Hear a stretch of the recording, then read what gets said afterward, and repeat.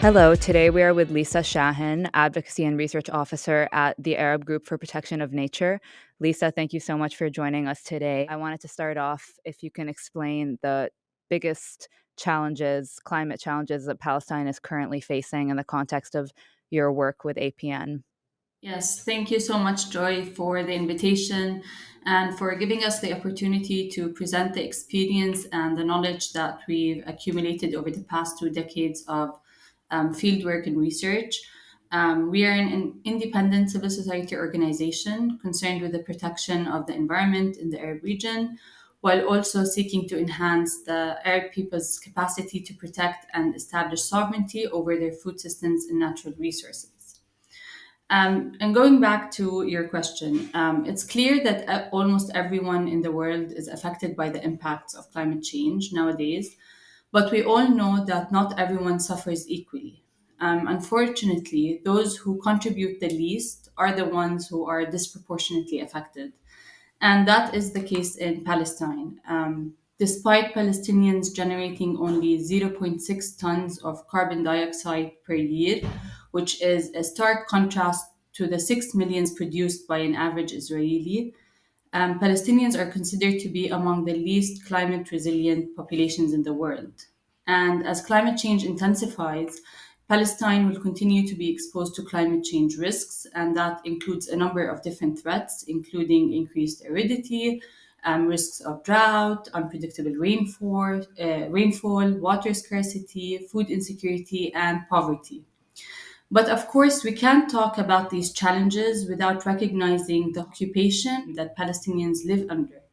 And this occupation, it exploits the environment, it strips Palestinians of their land, water, and natural resources, and it completely destroys their climate resilience. Yeah, thank you, Lisa, for the analysis. I was wondering if you can go into more detail as to what aspects of the occupation at an institutional level allow for these inequalities to occur in terms of resource access.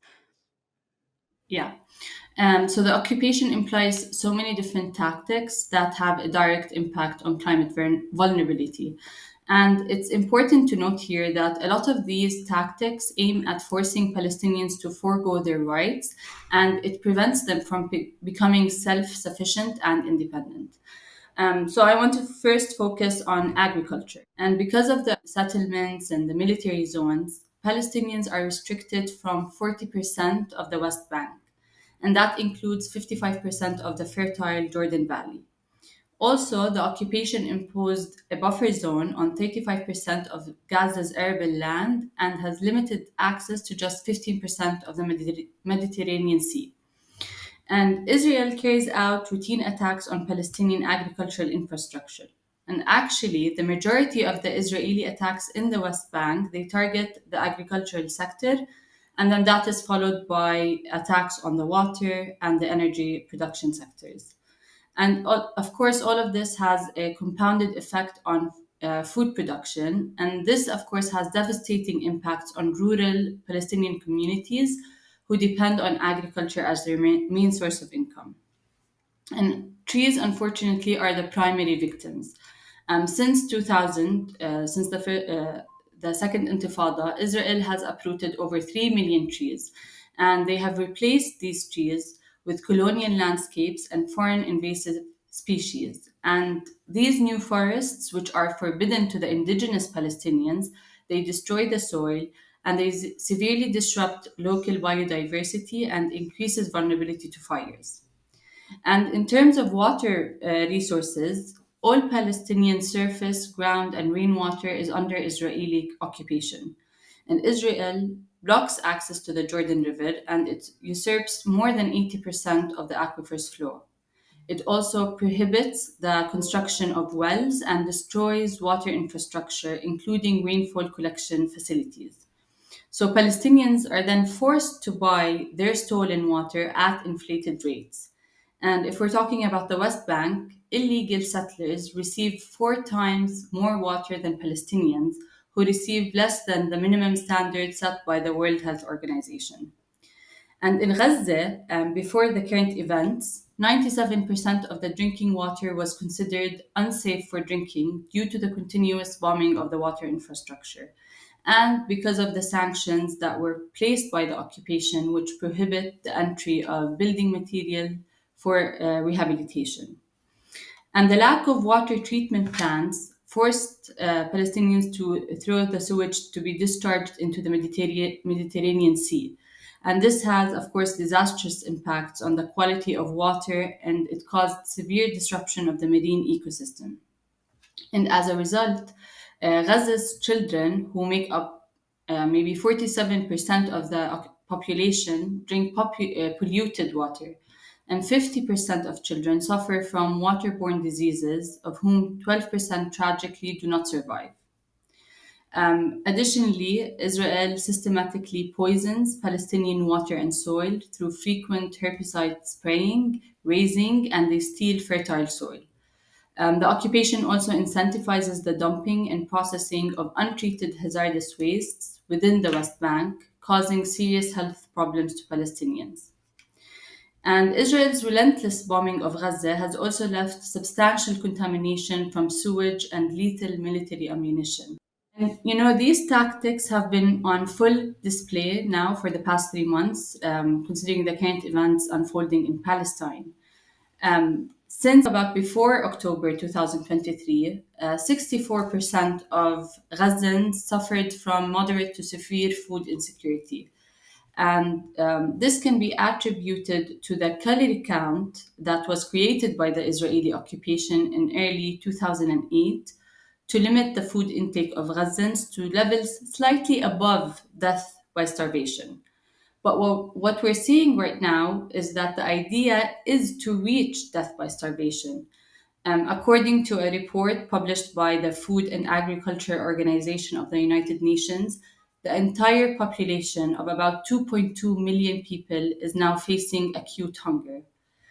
And while it's premature to fully understand the extent of losses to the different sectors in Gaza, the first-hand images and the videos that we're seeing shared by the people from Gaza on the ground, they vividly depict the scale and severity of these damages. And these are not only limited or immediate losses that can be easily compensated, but it's a series of prolonged setbacks deliberately inflicted by the occupation. And of course, all of this has a direct impact on climate change. Not only does it completely destroy Palestinians' resilience, it also has a direct impact on accelerating climate change. A recent study revealed that the emissions from Israel's war in Gaza has immense effect on the climate crisis, and that the first months of the war produced more greenhouse gases than 20 climate vulnerable countries do in 1 year. And unfortunately, what is often being overlooked right now in the media is that there is a parallel war being waged against Palestinians in the West Bank, in what we describe as the harvest war. And the main goal of this war is to displace the people of the West Bank. So since October, and just like the past 75 years, the occupation has escalated its aggression in the West Bank. And these attacks, as documented by the Palestinian government, which was published in a report in December, they take many different diverse forms, including burning orchids and buildings, uprooting trees, stealing harvest, equipment, and fodder. There were also cases of bulldozing Palestinian land to build colonial infrastructure, including 13,000 planned settler housing units. They also block water sources, they isolate and pollute water springs in Palestinian villages, and they're destroying water infrastructure and solar panels. They even stole livestock, like the 70 cows that were kidnapped in Tubas. So as a result of these attacks, the Palestinian agricultural sector during October to December 2023 amounted to $22 million. And plant production, particularly in the olive sector, ranked at the forefront, representing 94% of overall losses. So I think now we have a better understanding of how the occupation employs different tactics and enforces policies that not only destroy resilience, but it also accelerates climate change. Strictly from a climate policy perspective and all the documents that exist that Israel has signed on to uphold their responsibility to mitigating climate risks, where do these harsh measures fall in those documents? And, when you talk about sanctioning and the restriction of goods and movements and contamination, all these measures, uh, are there any specific clauses or mechanisms from the international community that holds these actions accountable? Yeah, I mean, there are international laws that prohibit the use of the environment as a war tactic. And there is international law to protect the environment during armed conflict. If we can see that in the Protocol 1 of the Geneva Protocol. I wanted to move on to the flip side of this in terms of any success stories you can shed light on, and how the international community has facilitated these successes, especially at the nonprofit level, and the engagement and adaptation measures you've taken for climate change in Palestine. Yes. I think I'll just give like a few recommendations to start with. We believe that to successfully adapt to and mitigate climate change, it's very important to prioritize rural development as a central focus within both national and regional policies. And it's also very important to promote local food systems to achieve economic, social, and political stability and sovereignty. It's local community ownership and inclusive collaboration spanning from establishing priorities and strategies to reaching to implementation and monitoring is critical to ensuring the success of climate change adaptation and mitigation. And also, when we're talking about tree planting, we need to make sure that climate resilient and drought resistant productive species are being cultivated, which could simultaneously deliver environmental, socioeconomic, developmental, and food security goals for the local community. And these are exactly the objectives of our programs at APN. So we have two major tree planting programs. We have the Green Caravan in Jordan, and we have the Million Tree Campaign in Palestine. And the Million Tree Campaign, we plant Palestinian trees uprooted by the occupation and rehabilitates land to strengthen Palestinians' resilience and provide them with a sustainable source of income.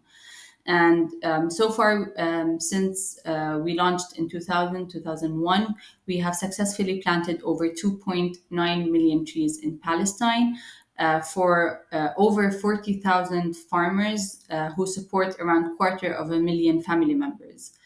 And what we ensure is that we plant trees with high nutritional, economic, and cultural value to restore Palestinian sovereignty over their food and economy, while also combating climate change and environmental degradation. And we've also led many projects to support food sovereignty, including construction of wells, cultivation of indigenous seeds, and support to animal husbandry. We've also worked on advocacy as part of our food sovereignty program, which aims to influence policies relating to food, agriculture, and the environment on a national, regional, and international level through our membership and engagement in different platforms. And we've been successful in submitting resolutions that have been passed, which hold the occupation accountable for some of the environmental violations that have been committed.